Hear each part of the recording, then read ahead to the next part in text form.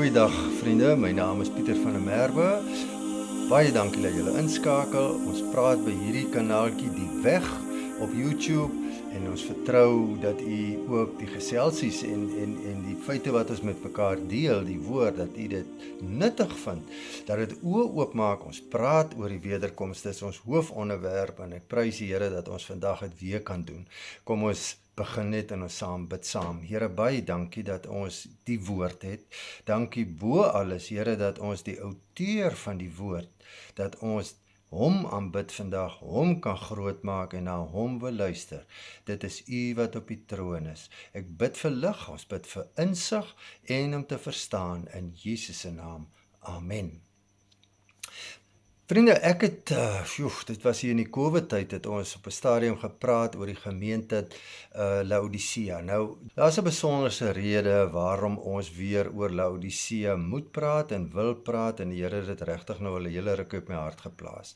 Dit is dat Laodicea verteenwoordig die laaste dae kerk. Nou moet ons net vinnig sê, daar's 7 briewe aan 7 gemeentes. Ek het al hierdie dinge reeds voorheen gesê, miskien meer as een keer, maar kom ons net ter wille van volledigheid.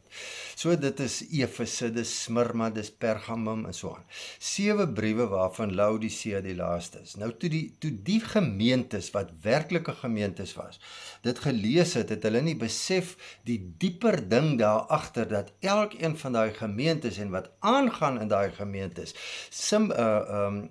simboliseer 'n tydperk in die kerkgeskiedenis. So as ons 1500 jaar terug geleef het, selfs 500 jaar terug, sou 'n mens dit nie so kon insien nie.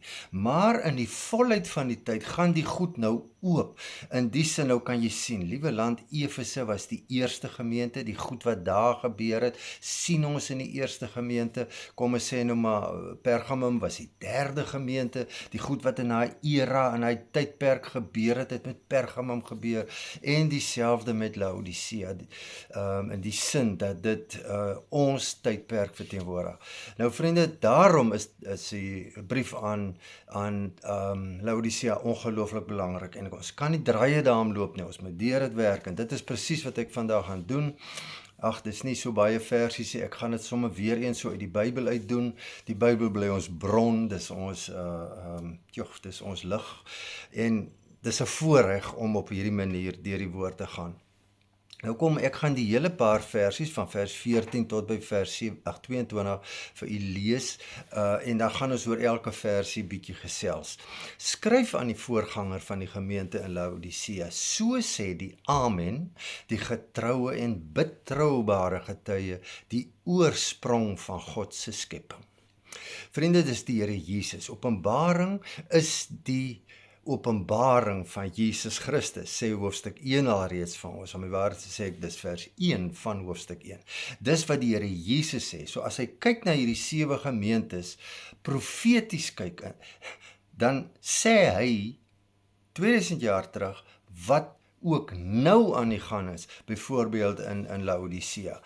Ek meen, hy is almagtig, hy weet, hy ken die gisters en die oormores wat ons dit nooit sal ken nie. Hy is God. So, wat hier staan is, sê vir Laodicea, wat hier staan, kom van die Amen, die getroue, die betroubare getuie, die oorsprong van God se skepping. Hy was teenwoordig, toe daar geskep is. In die begin was die woord, en die woord was God, en die woord was by God. Vriende, vers 15. Ek ken jou handel en wandel. Ek weet dat jy nie koud of warm is. Was jy tog maar net koud of warm. Met ander woorde, God kyk na die laaste dae kerk, en wat sien hy? Hy sien 'n louheid. Hy sien, was jy tog maar koud of warm, maar nou is jy lou.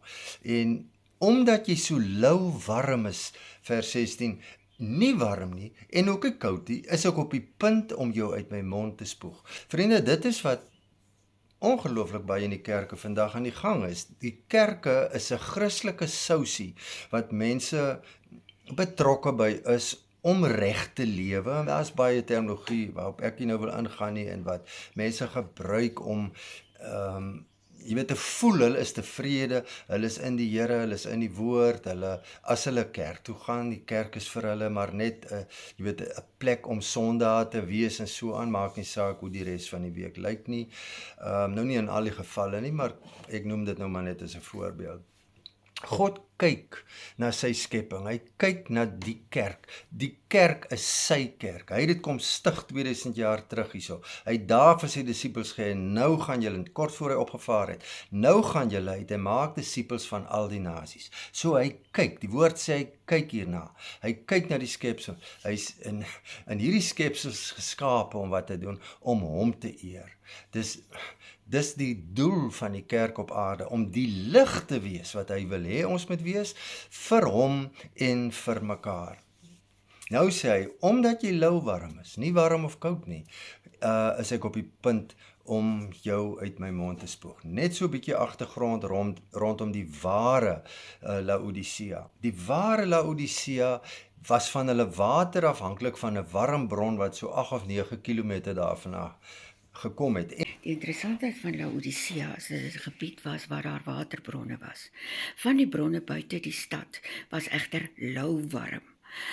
Daar was groot waterpype gevind wat hierdie water aangebring het na die stad en dan versprei het na die verskillende gebiede waar die water gebruik was. Wat wel ook bekend was, is dat menige toerus, kom ons stel dit so, wat daar aangekom het, dikwels met vreugde na die water gegaan het, in die hoop om sy dors te les, en dan gevind het dat die water lauwarm is, en dit daarom dan uit die mond gespoeg het. Die water het met ander woorde was baie blootgestel aan vyande, so dit was vir hulle verskriklik belangrik dat hulle vyande nie daai waterbron afsny nie. Nou jy kan nie 8-9 kilometer waterbron elke oomblik bekyk nie. So dit is 'n moeilike saak vir hulle gewees, en die gevolg daarvan was dat hulle baie toegegee het aan ouens met wie hulle verskil het, ten einde te kan oorleef. Want hulle weet, as die waterbron afgesny is, dan is hulle lewensaar afgesny. Dit was baie ryk gemeente daar. Ja, was 'n baie groot aardbewing vroeg in die Bybelse geskiedenis met hulle, of ja, Nuwe Testamentiese geskiedenis, en hulle het net gesê vir Rome, dis moenie bekommerd wees nie, ons maak alself reg. So hulle het hierdie ding in hulle gehad, hulle is in staat om alles te doen wat hulle wil doen, hulle het genoeg, hulle is ryk in al die tipe goed. Vers 17, jy sê, ek is ryk, ek het skatryk geword, en het aan niks behoefte nie. Jy besef nie dat jy elendig, bejammerenswaardig is nie, arm, lastig, blind en kaal. Met ander woorde, dit wat die eindtydkerk van homself dink en hoe hy na homself kyk, is totaal die teenoorgestelde van wat die Here Jesus sien. Ek het nou gepraat van hierdie ware rykdom wat hierdie mense gehad het, maar as jy nou dink dis die eindtydkerk, dan kan jy ook maar dink aan hierdie, kom ons sê dit nou maar in Engels, health and wealth kerke in die wêreld, maar nie net hulle nie. Vriende, dis maar een aspek, die ander is bejammerenswaardig, elendig, arm, lastig, blind en kaal. Ons kon oor al hierdie goed praat. Ek het verlede week gepraat oor die hele ding van blindheid in die eindtyd. Jy sien nie, jy loop met toe oë. Vriende, God kyk na die kerk. Hy kyk as medeskepper van die mensdom na hierdie kerk. Hy fokus op die kerk, want die kerk is die ouens wat sê hulle dien hom. Die kerk is die ouens wat die lig op hierdie aarde moet wees. En daarom is dit so belangrik dat die naaktheid, soos hy dit hier stel, nie sigbaar word nie. En dat ons met oog selfs, aan ons oë sit, vers 18, aan die oë smeer, sodat ons kan sien. Nou net weer interessantheidshalwe. Laodicea van 2000 jaar terug het 'n oogsalf, kom ons noem dit 'n fabriek gehad. Hulle het die grondstowwe gehad, hulle die bestanddele gehad om die self te maak, en die self was blykbaar baie goed. Nou gebruik die Here dit om vir hulle te sê, weet julle, daar's ander oogsalf, daar's 'n oogsalf wat julle in die gees aan julle oë, of dan nou die geestelike oë moet smeer, sodat julle regtig kan sien. Ek het nou so een strofietjie uitgelaat wat nou baie belangrik is. Kom, ek begin net weer by vers 18. Ek gee aan jou die raad om by my goud te koop, wat deur die vuur gesuiwer is, sodat jy ryk kan word. Vriende, die rykdom lê in goud wat gelouter is. Om goud te louter is baie hitte nodig. Dit is ongelooflike, ek bedoel, as dit 'n mens is, gaan hy dood in die vlees. Dis 'n ongelooflike warm proses wat vir die goud verseker nie lekker is nie, en hy maak dit van toepassing op mense. Koop vir jou wit klere om aan te trek, sodat die skande van jou naaktheid nie algemeen sigbaar word nie. Wit klere teenoor die swart wolklere van die swart skape van Laodicea. Jy het dit al gesê en ek sê dit vandag weer. Hoe word die skande van ons naaktheid algemeen bekend? By die wegraping, waar mense kan sê, liewe land, daai ou, ek het regtig gedink hy's 'n kind van die Here en hy bly nou agter saam met my.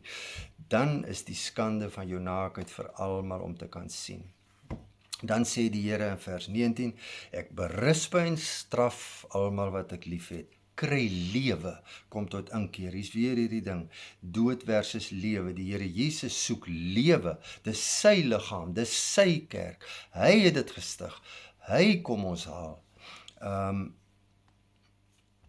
En wat ons sien rondom ons en wat hy sien is nie altyd lewe nie, daar's baie doodsheid.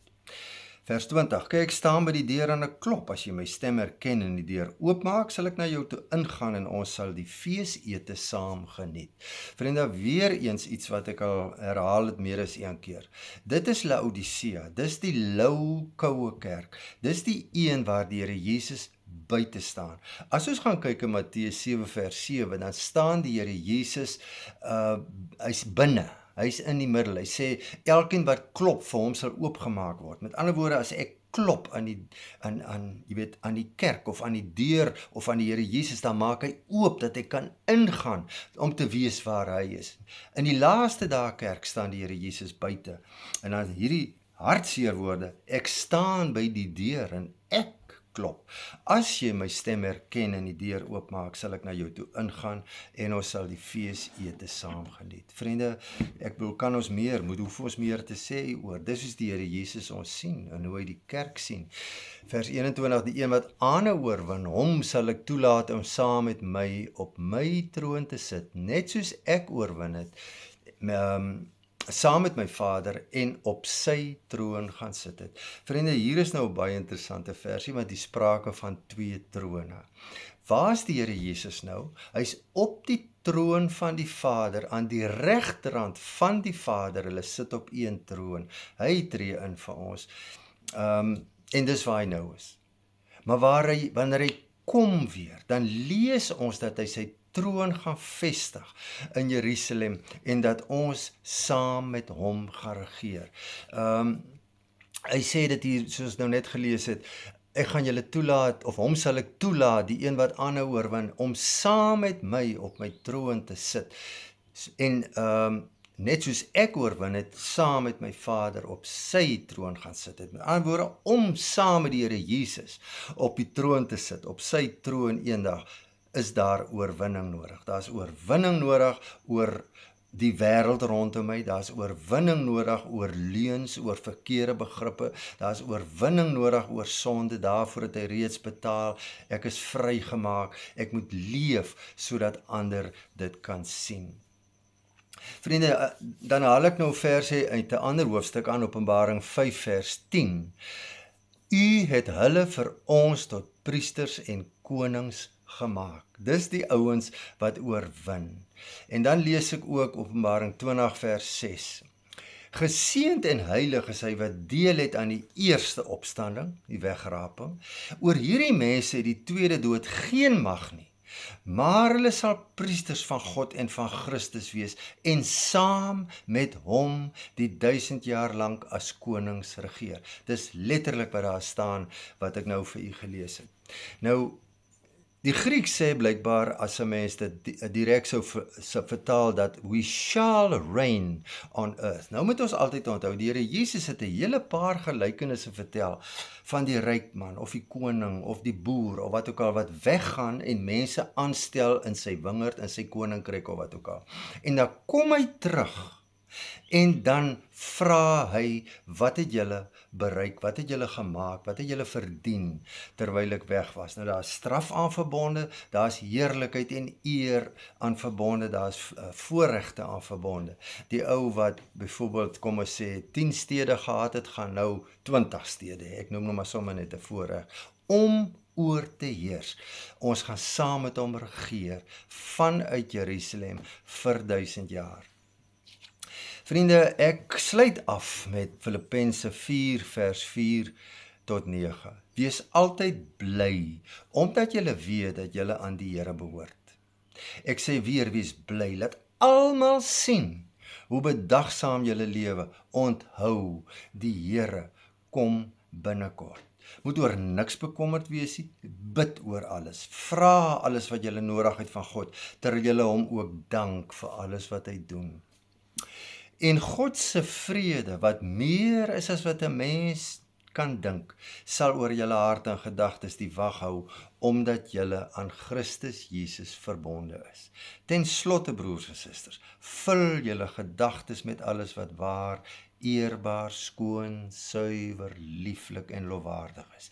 En leef volgens alles wat julle van my geleer en oorgeneem het, gehoor en gesien het, dan sal die God wat vrede gee by julle wees. Vriende, wat hierdie paar versies van vers 4 tot 9 van Filippense 4 sê, kan ons eintlik sê, as dit in ons getuigskrif staan, dan het ons oorwin. Dit is 'n wonderlike, kom ons sê dit weer, getuigskrif van hoe 'n kind van die Here moet lewe. Dit is hoe Jesus Christus ons graag wil sien. En vriende, hoor my nou mooi.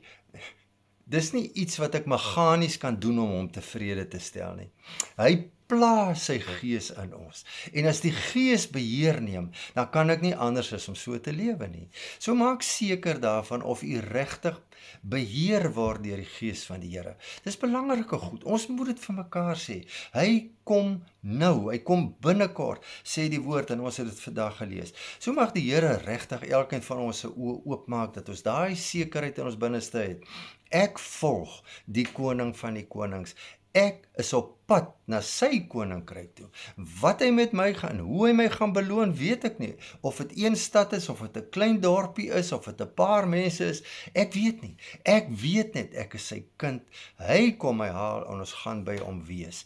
Ons sê altyd vir mekaar, die wegraping is baie naby. Vriende, dis regtig naby. En hoe langer mense in die woord bly en kyk na die dinge rondom jou, en jy weet in die wêreld aan die gang is, dis eintyd goed. Dit is wat Lukas 21 van praat, as wanneer julle hierdie dinge sien gebeur, lig julle koppe op, hef julle hoofde op, en dan kom hy ons, want julle verlossing het naby gekom, hy kom ons haal. Vriende, mag u waarlik sommer net weer ondersteun en versterk word in hierdie woordjie. Dis nie om mense bang te praat, of om mense, jy weet, opdrag nie, wat is dit, 'n einddoel voor oë te hou wat onbereikbaar is. Dit is nie dit nie, en as jy dit so ervaar, asseblief, dan vra ek vergifnis. Vra die Gees van die Here, gaan kyk self na hierdie woord. Vra wat daar is, wat die Here nog soek in my lewe. Hy is lief vir ons, hy kyk na ons. Ons is sy skepsele, hy is ons Here en Skepper.